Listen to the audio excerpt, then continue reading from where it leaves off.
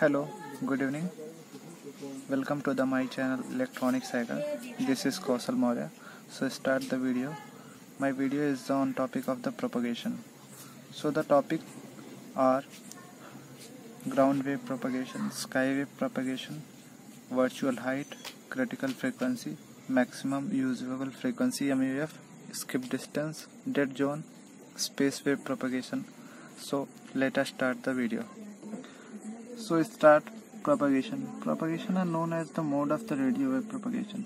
So here is the three types of propagation: ground wave propagation, sky wave propagation, and space wave propagation. And in the certain video we have discussed about the explanation terms, which is the critical frequency FC, maximum usable frequency F MUF, and skip distance D skip, virtual height H virtual. So propagation, what is propagation? Radio wave propagation से हमारा तात्पर्य उन समस्त संभावित पथों, roots अथवा विधियों से है जिनके माध्यम से ट्रांसमिटिंग एंटीना द्वारा ट्रांसमिट किया गया radio wave signal high frequency electromagnetic wave जो कि होता है रिसीविंग एंटीना पर पहुंच सकता है। मूल रूप में रेडियो वेव प्रोपगेशन मोड से हम तीन भागों में बांट सकते हैं: ground wave propagation less than 2 megahertz, sky wave propagation 2 to 30 megahertz, and space wave propagation more than 30 megahertz. तो first is the ground wave propagation. इस प्रोपगेशन का दूसरा नाम सरफेस वेव प्रोपगेशन भी होता है। जैसा कि नाम से स्पष्ट, मोड ट्रांसमिटिंग एंटीना द्वारा भेजी गई रेडियो वेव अर्थ सरफेस के समीप ही रहती है एवं कुछ कर्वेचर को फॉलो करते हुए रिसीविंग एंटीना तक पहुंच जाती है। जैसा कि फिगर में दिखाया गया है। फिगर में जैसा कि आप देख सकते हैं कि ये आपका जो HT दिखाया गया है, HT आपका है ट्रांसमिटिंग एंटीना और HR जो है ये रिसीविंग एंटीना है, और यहाँ से मैसेज को ट्रांसमिट किया जाता है और ये आयनोस्फीयर से होते हुए आपकी मैसेज रिसीवर तक पहुँच जाती है। ठीक है। और यहाँ पे जो HT का मतलब हाइट ऑफ ट्रांसमिटिंग एंटीना और HR से मतलब है आपका हाइट ऑफ रिसीविंग एंटीना। फिर बात करेंगे इस प्रोपगेशन मोड की विशेषता यह है कि शॉर्ट एंटीना हाइट के कारण लो फ्रीक्वेंसी पर सिग्नल ट्रांसमिशन एक सस्ता विकल्प उपलब्ध होता है, और इस मोड की कमी यह है कि अर्थ सरफेस के कंडक्टिव नेचर के कारण ग्राउंड वेव प्रोपगेशन की रेंज ट्रांसमिशन की मैक्सिमम दूरी बहुत कम होती है, क्योंकि दूरी बढ़ने के साथ ही वेवफॉर्म अर्थ सरफेस की तरफ झुकता जाता है और इसी क्रम में एक बिंदु से ऐसा आता है जहां पर वेवफॉर्म अर्थ सरफेस मर्ज कर जाता है। इस बिंदु के बाद ग्राउंड वेव पहुंचना असंभव हो जाता है। इस प्रभाव को हम टिल्टिंग इफेक्ट कहते हैं।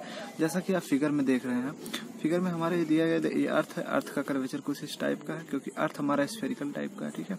और स्फेरिकल का हम उसको इलेप्टिकल शेप में भी कह सकते हैं, इलेप्टिकल ही होता है। तो एक एंटीना मान लीजिए यहाँ है, तो और इसका सरफेस, इसका जो होगा लाइन ऑफ साइट प्रोपगेशन में, तो लाइन ऑफ साइट इसका कुछ समय एक ऐसा आएगा कि जो ए है, ए से लाइन ऑफ साइट में रह ही नहीं जाएगा। तो उस समय क्या होगा, उस इफेक्ट जो आगे जो इसके रास्ते में जो रुकावटें आएंगी, उस इफेक्ट को हम क्या कहेंगे, टिल्टिंग इफेक्ट कहेंगे। नेक्स्ट है आपका स्काई वेव प्रोपगेशन, और इसको हम आयनोस्फेरिक प्रोपगेशन भी कहते हैं। तो रेडियो वेव प्रोपगेशन की इस विधि में अर्थ सरफेस पर स्थापित ट्रांसमिटिंग एंटीना रेडिएट की गई रेडियो फ्रीक्वेंसी वेव अर्थ के ऊपरी एटमॉस्फेयर में उपस्थित आयनोस्फेरिक लेयर से होकर reflection followed by gradual reflection पुनः अर्थ सरफेस पर स्थित रिसीविंग एंटीना द्वारा प्राप्त की जाती है या इंटरसेप्ट की जाती है। इसी कारण स्काई वेव प्रोपगेशन को आयनोस्फेरिक वेव प्रोपगेशन भी कहा जाता है। क्यों कहा जाता है? क्योंकि आयनोस्फेयर से वेव जो है हमारा लेयर से होकर गुजरती है। फिर है हमारा, देखते हैं mechanism of radio wave bending in the ionosphere. तो हम देखते हैं कि आयनोस्फेयर से हमारा रेडियो वेव जो है कैसे बेंड होती है। स्काई वेव प्रोपगेशन को समझने के लिए यह आवश्यक है कि हम उन मैकेनिज्म को जिसके आधार पर ट्रांसमिटिंग एंटीना द्वारा भेजी गई रेडियो वेव आयनोस्फेयर में प्रवेश करती है। मीडियम डिफरेंस के कारण सर्वप्रथम रिफ्लेक्टर द्वारा away from the normal bend होने कई चरणों के उस बिंदु को पहुंचती है जहां पर एंगल ऑफ इंसिडेंट उस लेयर की क्रिटिकल एंगल के बराबर है। अधिक हो जाने के कारण टोटल इंटरनल रिफ्लेक्ट TIR की प्रक्रिया संभव होती है, जिसके बाद रिफ्लेक्शन की परिभाषा के अनुरूप रेडियो वेव पुनः उसी मीडियम से रिफ्लेक्ट होकर अपनी रिटर्न जर्नी प्रारंभ करता है। रिटर्न जर्नी में पुनः कई चरणों से रिफ्लेक्शन की प्रक्रिया संपन्न होती है, परंतु रिफ्लेक्शन प्रक्रिया के प्रभाव इनवर्ट जर्नी से होते हुए रिफ्रैक्शन के ठीक विपरीत होता है, अर्थात यहाँ पर रिफ्रैक्टेड रे टुवर्ड्स द नॉर्मल बेंड होगी। तो रिफ्रैक्शन की इन आवश्यकताओं को पूर्ति करने के लिए निम्न सूत्र हम देखेंगे: म्यू √1 - 81 n/f², जहाँ पे n हमारा आयनिक डेंसिटी है और f जो है फ्रीक्वेंसी ऑफ डेंसिटी है। फिगर द्वारा समझने की कोशिश करते हैं कि किसी मैसेज को जो भेजा गया, मैसेज को मान लीजिए यहाँ ट्रांसमीटर से भेजा गया है, फिर हमारा जो आयनोस्फेयर है, आयनोस्फीयर की कई सारी आयनिक लेयर होंगे जिनकी आयनिक डेंसिटी अलग अलग होती, जिसको हमने N1, N2, N3, N4, N5 से माना है। और हर एक आयनिक डेंसिटी के लिए अलग अलग फ्रिक्वेंसी होगी, क्योंकि हर एक जो हमारा आयनोस्फीयर है कई सारे लेयर्स में है और हर लेयर्स की अपनी अलग अलग फ्रिक्वेंसी है, अलग अलग आयनिक डेंसिटी है। तो मान लीजिए फ्रिक्वेंसीज को हमने जो है क्या कहते हैं इसको, फ्रिक्वेंसी अलग अलग होने के कारण इसके रिफ्रैक्टिव इंडेक्स भी अलग अलग होंगे, तो इसको अलग अलग रिफ्रैक्टिव इंडेक्स इसके लिए गए हैं। तो मान लीजिए यहाँ से चल जाता है, तो जब हमारा कोई भी रे जो है जब कभी भी रेयर से डेंसर में जाती है तो क्या होता है कि देखिए फिर अवे फ्रॉम नॉर्मल हो जा रहा है और इसके बाद ऐसे कई चरणों में इसका रिफ्रैक्शन होता है और एक पॉइंट ऐसा आता है इस पॉइंट पे जहाँ पे टोटल इंटरनल रिफ्लेक्शन हो जाता है। टोटल इंटरनल रिफ्लेक्शन की क्या कंडीशन है कि जब कोई मीडियम से, जब कोई डेंसर मीडियम से लाइट रेयरर मीडियम में जाती है और क्रिटिकल फ्रिक्वेंसी से ज्यादा उसका इंसिडेंट एंगल हो जाता है, तो 90 डिग्री से ज्यादा और क्रिटिकल फ्रिक्वेंसी से ज्यादा हो जाता है, जो क्रिटिकल फ्रिक्वेंसी 90 डिग्री होती है और उससे ज्यादा हो जाता है, तो हमारी जो है उसी मीडियम में वापस आ जाती है, लाइट वापस बैक हो जाती है। तो उस तरह से बैक हो गई है और फिर से, और जब हम इसको दूर से देखते हैं तो वैसे तो ये रिफ्रैक्शन हो रहा है, कई सारे चरणों में देखिए रिफ्रैक्शन हो रहा है, 1 2 3 4 यहाँ पे टोटल इंटरनल, लेकिन जब दूर से देखते हैं तो इसको लगता है कि हमारा रिफ्लेक्शन हो रहा है। तो हम सिद्ध कर सकते हैं कि यदि आयनोस्फेरिक लेयर की सौर ऊर्जा से उपलब्धता के आधार पर आयनिक डेंसिटी n निम्न क्रिया में N1 greater than N2, N greater than ऐसे करते N5 को सूत्र के आधार पर रिफ्रैक्टिव इंडेक्स म्यू का निम्न क्रम में हो जाएगा कि μ1 इज लेस देन μ2 ऐसे करके लेस देन 5 तक। तो म्यू इस क्रम के आधार पर सरलता से इनवर्ट जनरी तथा आउटवर्ट जनरी को रिफ्लेक्शन प्रक्रियाओं से समझा जा सकता है। तो सरल शब्दों में यह निष्कर्ष निकाल सकते हैं कि स्काई वेव प्रोपगेशन में रेडियो वेव आयनोस्फेरिक लेयर से मात्र रिफ्लेक्शन द्वारा नहीं बल्कि कई चरणों में रिफ्रैक्शन प्रक्रिया से होकर गुजरती है। दूर से तो लगता है कि रिफ्लेक्शन हुआ, लेकिन यह कई चरणों का रिफ्रैक्शन होता है, जो कि दिखता हमें क्या हुआ है कि रिफ्लेक्शन हुआ सर। नेक्स्ट हमारा वर्चुअल हाइट। तो स्काई वेव प्रोपगेशन में विकिरण से स्पष्ट है कि आयनोस्फीयर की तरफ रेडिएट की गई रेडियो फ्रिक्वेंसी वेव द्वारा प्राप्त की गई अधिकतम ऊंचाई सदैव वर्चुअल हाइट से कम होती है। यह आभासी ऊंचाई, जिसे हम वर्चुअल हाइट भी कहते हैं, वास्तविकता में अर्थ सरफेस तक ऑब्जर्वर द्वारा नोट की गई बिंदु से अधिकतम ऊंचाई है, जहां स्काई वेव प्रोपगेशन रिफ्लेक्ट होकर लौटती हुई प्रतीत होती है। देखिए वर्चुअल हाइट जो होती है एक हमारी हाइपोथेसिस कंडीशन होती है, कॉन्सेप्ट होता है। ये मान लीजिए हमारा ये कोई ट्रांसमीटर से मैसेज जो है स्काई वेव प्रोपगेशन के लिए भेजा गया और यहीं से कुछ रिफ्रैक्ट होकर कई चरणों में वापस आ जाता, लेकिन जो वर्चुअल हमारा दिखता कहीं आगे जाके हमारी रिफ्लेक्ट होके आ रही है। तो जो एच हाइट ऑफ वर्चुअल है यहाँ से लेके यहाँ तक हुई, ठीक है। तो हाइट ऑफ वर्चुअल जो होती है वो एक्चुअल से हमेशा कम होती है, क्योंकि एक्चुअल हाइट तो यहीं तक होगी, यहीं से वापस आ गई है, ये एच एक्चुअल है यहाँ से यहाँ तक, लेकिन लुक लाइक लगता है हमें क्या कि यहाँ से कहीं से वापस होके हमारे ये आ रहा है। नेक्स्ट हमारा है critical frequency. Sky wave propagation में वर्टिकल इंसिडेंट के साथ आयनोस्फीयर की तरफ भेजे गए रेडियो फ्रिक्वेंसी सिग्नल की वह फ्रिक्वेंसी का मान जो आयनोस्फीयर के हाईएस्ट लेयर एन मैक्स से रिफ्लेक्ट होकर पुनः अर्थ सरफेस प्राप्त हो जाती है, उसे क्रिटिकल फ्रिक्वेंसी कहते हैं।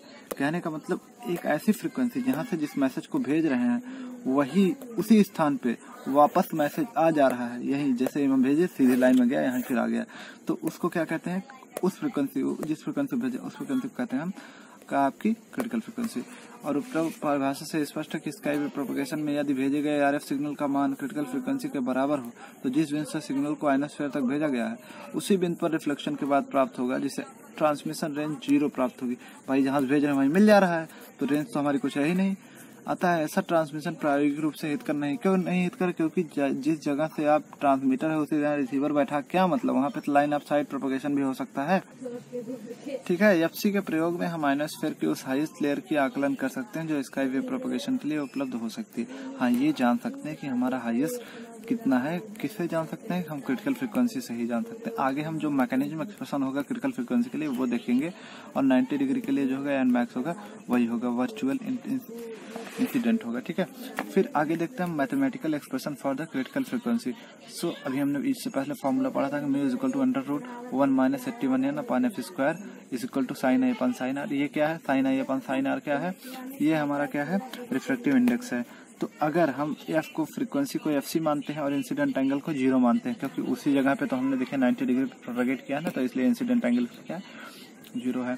फिर साइन 0 अपॉन साइन आर, ठीक है, is equal to √1 - 81 n max upon fc square is equal to 0। ये साइन 0 है तो साइन 0 अपॉन साइन आर बराबर 0। ठीक है, साइन 0 का मान 0 होता है तो साइन आर 90 डिग्री है। ठीक है, और इसको हमने साइन 90 का मान 1 होता है तो 1 × 0 = 0। तो अंडर रूट इधर जाएगा तो कोई मतलब नहीं, 1 - 81 n max fc square is equal to 0। तो 1 इज इक्वल टू, इसको इधर भेज दिए 81 n max upon fc square. ठीक है, फिर fc को हम इधर भेज देंगे तो fc is equal to under root में हो जाएगा तो 9 बाहर आ जाएगा, 9 √ n मैक्स हो जाएगा। ठीक है, तो उपरोक्त सूत्र से स्पष्ट है कि क्रिटिकल फ्रीक्वेंसी fc का मान आयनोस्फेरिक लेयर के मैक्सिमम आयनिक डेंसिटी n मैक्स पर निर्भर करता है। n मैक्स हमारा क्या है? मैक्सिमम डेंसिटी, किसका? आयनिक डेंसिटी है। ठीक है, नेक्स्ट हम देखते हैं mathematical expression for FMU, frequency of maximum visible frequency. Mu, जैसे पिछले फॉर्मूला में देखा, mu is to √1 - 81n upon f square sine a upon sine R. तो f को हम ले रहे हैं क्या? FMUF, मतलब फ्रीक्वेंसी एट MUF। ठीक है, और I does not equal to 0 and R is equal to 90 degree. तो sine I upon sine 90 degree is equal to √1 - 81n upon f square MUF, maximal visible frequency. तो हमने under root को इधर भेज दिया तो हो गया साइन स्क्वायर I, और साइन 90 डिग्री का मान 1 होता है इसलिए कोई मतलब नहीं लिखने का, तो 1 - 81n f स्क्वायर MUF। ठीक है, तो 81 इसको इधर भेज दिया हम, 81 n upon f square MUF, और ये 1 minus sine square I, sine 1 - sine square I का मान हो जाता है कॉस स्क्वायर I। ठीक है, तो फिर f स्क्वायर MUF हो गया 81 n upon cos square I, और 81 n sec square I। Sec square I कैसे? 1 अपॉन कॉस स्क्वायर I हो जाता है हमारा सेक स्क्वायर I। ठीक है, ये तो आपको दिया गया है। फिर fc बराबर, fc का मान हमने क्या निकाला? 81 n अगर रखते हैं, अगर इसका मान अभी हमने देखा था क्या होता है कि 81 n अगर रखते हैं होता है, रखते नहीं होता है, तो f square MUF equals to fc का स्क्वायर सेक स्क्वायर I। इससे हमें मिला MUF fc सेक I। तो उपरोक्त मैथमेटिकल एनालिसिस के आधार पर हम स्काई वेव प्रोपेगेशन में मैक्सिमम विजिबल फ्रीक्वेंसी को भेजे गए रेडियो सिग्नल के फ्रीक्वेंसी के रूप में परिभाषित कर सकते हैं, जो fc के अधिक मान होने पर भी virtual incidence I equal to 0 के अतिरिक्त अन्य किसी एंगल पर भेजे जाने पर सामान्य रूप से refraction followed by gradual refract प्रक्रिया के अनुसरण करते हुए पुनः हर सरफेस पर ऐसे बिंदु पर प्राप्त होती है जिससे ट्रांसमिशन रेंज की नॉन जीरो वैल्यू प्राप्त होती है, जो कि प्रायोगिक रूप से आवश्यक भी होती है। तो उपरोक्त सेकेंड लॉ के महत्व यह हम प्रयोग के निर्धारित आयनोस्फीयर लेयर के लिए विद क्रिटिकल फ्रीक्वेंसी निश्चित एंगल पर इंसिडेंट I के लिए मैक्सिमम विजिबल फ्रीक्वेंसी की गणना हम कर सकते हैं कि f या maximal visible frequency equal to fc sec I। तो I यहाँ पे क्या है? एंगल ऑफ इंसिडेंट है। तो इससे हम, अगर fc है तो हम मैक्सिमल विजिबल फ्रीक्वेंसी निकाल सकते हैं, और अगर मैक्सिमल विजिबल फ्रीक्वेंसी है तो हम क्रिटिकल फ्रीक्वेंसी निकाल सकते हैं। नेक्स्ट आपका skip distance. Sky wave propagation में ट्रांसमिटिंग एंटीना द्वारा रिसीविंग एंटीना की दिशा में वह न्यूनतम दूरी जिसके द्वारा ट्रांसमीटर द्वारा भेजी गई रेडियो वेव आयनोस्फीयर से लौटकर पुनः पृथ्वी पर स्थित रिसीवर द्वारा प्राप्त की जा सकती है, उसे हम स्किप डिस्टेंस कहते हैं। ठीक है, देखते हैं। देखिए, स्काई वेव प्रोपगेशन कर रहे हैं तो ट्रांसमीटर से हमने भेजा और ये रिफ्रैक्ट होकर कुछ रिसीवर पे इस प्रकार प्राप्त हुआ, तो ये कम से कम जो दूरी होगी जहाँ तक हमारा, ठीक है, न्यूनतम दूरी वह जहाँ से हमारा ट्रांसमीटर और रिसीवर के बीच दूरी जहाँ इन्होंने भेजा उसको इन्होंने डी स्किप किया। और डेड जोन क्या होता है आगे अभी हम देखेंगे, इतने से इतना डेड जोन होता है। तो डेड जोन क्या होता है कि स्किप डिस्टेंस क्षेत्र में आने वाला वह सब रीजन, ये पूरा का पूरा स्किप डिस्टेंस है और ये उसका थोड़ा सा सब रीजन है PR। तो वह सब रीजन जिसमें स्काई वेव प्रोपगेशन के अतिरिक्त अन्य किसी भी मोड के ट्रांसमिशन एंटीना द्वारा भेजे गए सिग्नल को प्राप्त करना असंभव है। इसके अतिरिक्त किसके स्काई वेव प्रोपगेशन के अतिरिक्त, ये तो पहुंचेगा ही, किसी भी एंटीना के द्वारा भेजे गए सिग्नल को प्राप्त करना असंभव से हम डेड जोन कहते हैं। इतने एरिया को हम डेड जोन कहते हैं। नेक्स्ट है हमारा स्पेस बेस्ड प्रोपगेशन। ये 30 मेगाहर्ट्ज से ज्यादा पर होता है। स्पेस वेव प्रोपगेशन अथवा लाइन ऑफ साइट प्रोपगेशन भी इसको कहते हैं। रेडियो वेव प्रोपगेशन का वह मोड है जिसमें रेडियो फ्रिक्वेंसी सिग्नल को ट्रांसमिशन माइक्रोवेव रेंज में सीधे ट्रांसमिटिंग एंटीना से रिसीविंग एंटीना तक होता है और माइक्रोवेव रेंज हमारी 1 गीगाहर्ट्ज टू 100 गीगाहर्ट्ज तक हो पाता है। ठीक है, ये हमारी हो गई क्या कि स्पेस वेव प्रोपगेशन। तो स्पेस वेव प्रोपगेशन के संपन्न होने के लिए ट्रांसमिटिंग एंटीना एवं रिसीविंग एंटीना को टिप से जोड़ने वाली सीधी रेखा का उपस्थित अनिवार्य है। मतलब एक सीधी रेखा है, जैसे ये ट्रांसमीटर है, सीधी रेखा मतलब लाइन ऑफ साइट, एक दूसरे को देखने, एक दूसरे के टिप टू टिप जो है उनका कनेक्शन हो।